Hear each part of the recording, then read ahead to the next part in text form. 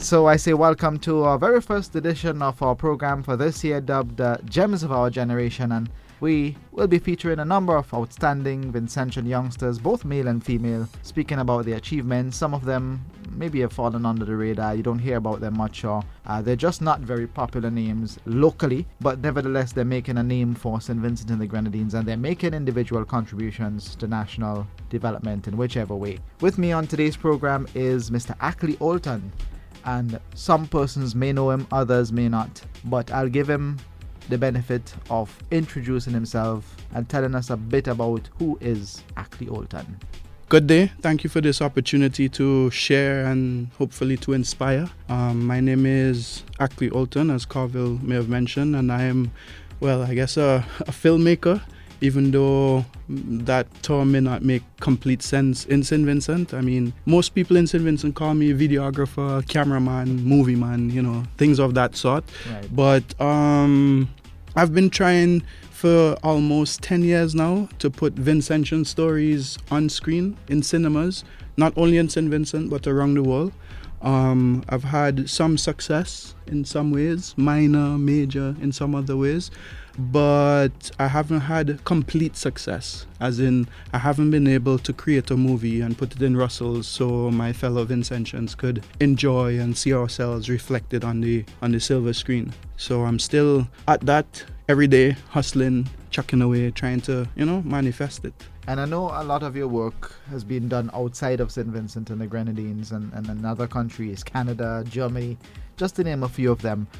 But we'll have to go all the way back to the very beginnings of when you were in school and how it all got started and what sparked that interest in wanting to go into filmmaking or becoming, as some people might call it, a videographer, but yours is above that.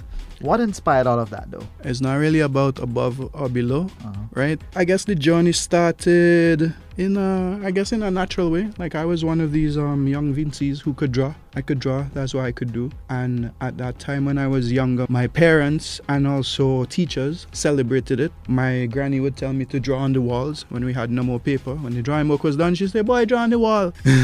And when I was in primary school, I went to Sign Hill Government. My teachers would, call me to do all the drawings for science class, on the board and whatever.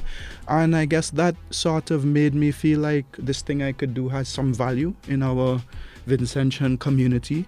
But growing up and, getting myself more and more educated in St. Vincent, I struggled to find a place or a space to contribute this talent, this God-given talent. So I did it as best as I could, adjacent to my business classes and science classes and whatever. I did visual arts all the way to CXC.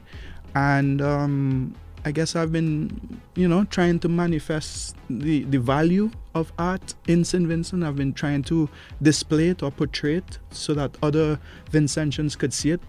I think the thing that made me really choose this path or hold on to this path is the guidance of Vonnie Rudette.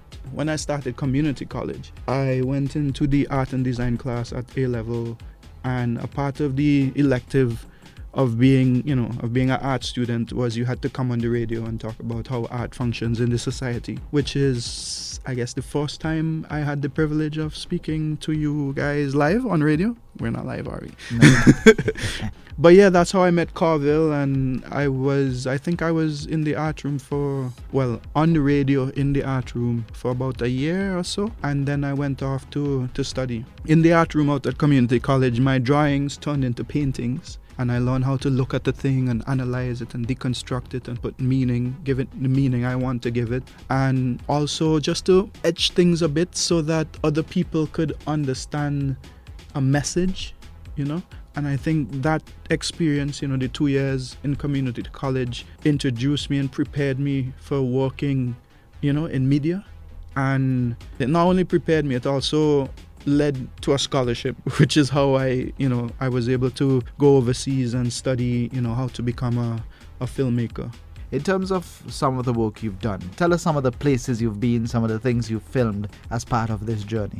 My first real film production, like how Pirates of the Caribbean came and you had every department and director and everything. My first experience like that was in Barbados at the end of my degree at the university. I was awarded an internship, but it didn't come easy. I had to fight enough people because you could imagine the Bajans were like 10 years ahead of us. But, I give everything I could give during the time I was there, and the people saw it and they responded to it. And I was awarded this, contract at the end of the university to work on a feature-length film produced in Barbados. The budget was $2 million, Bajan, which is still $1 million US. But it was a significant experience, just seeing so much resources and people and energies and ideas put into creating one story to represent, the nation of Barbados in that particular year. Kind of like, I guess maybe I don't want to compare it to Carnival, but it was significant how the people were organized, to deliver this product, which is really to entertain or to educate people. So that kind of strengthened me and made me want to do more. And I found that the experience in Barbados wasn't enough to put me on the levels that I wanted to be, because you have to understand, when I come home to St. Vincent, I didn't want my fellow Vincies to watch me and call me a videographer. To say, wait, you go university for study how to use camera. So I wanted to take it as far as I could do it. I wanted to do it at the highest levels possible, even though I was a Vincy and my reality says I can't. I wanted to do it. So I schemed up how to put myself in this situation. And one of the avenues was another school, a film school in Cuba. And crazy enough, I came home to St. Vincent after Barbados and found advertisement in the newspaper for the same school I wanted to go in Cuba. I applied and was accepted. The school accepts 40 people out of 500 applications from around the world, and I got it on a full scholarship. So you could imagine I was ecstatic. The only challenge was I had to learn Spanish. So you could say that you're well versed in Spanish now. Yeah, I did. I was living in Cuba for 3 years. I'm pretty fluent. I speak Spanish like I speak English more or less, but I guess my English vocabulary is a bit bigger. It's wide, Yeah. Definitely. Yeah. Well, we just have a few minutes remaining. In terms of your greatest inspiration in doing this, there must be something out there that drives Akley Olton in not just filmmaking, but in being Akley Olton.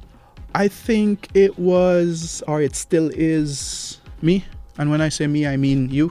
And I mean every single Vincentian. I mean my brother, my sister. I mean all the young people who are trying to figure out themselves. I think the technology and the art combined creates great opportunities for diversification and for other Vincentians to create, I guess, parallel kinds of income and kinds of employment other than the mainstream doctor, lawyer, teacher, whatever, scientist, whatever. I feel as a country that thrives on tourism, we need to be able to empower and take advantage of our creative and cultural industries. And film is one of the only art forms that encompasses everything.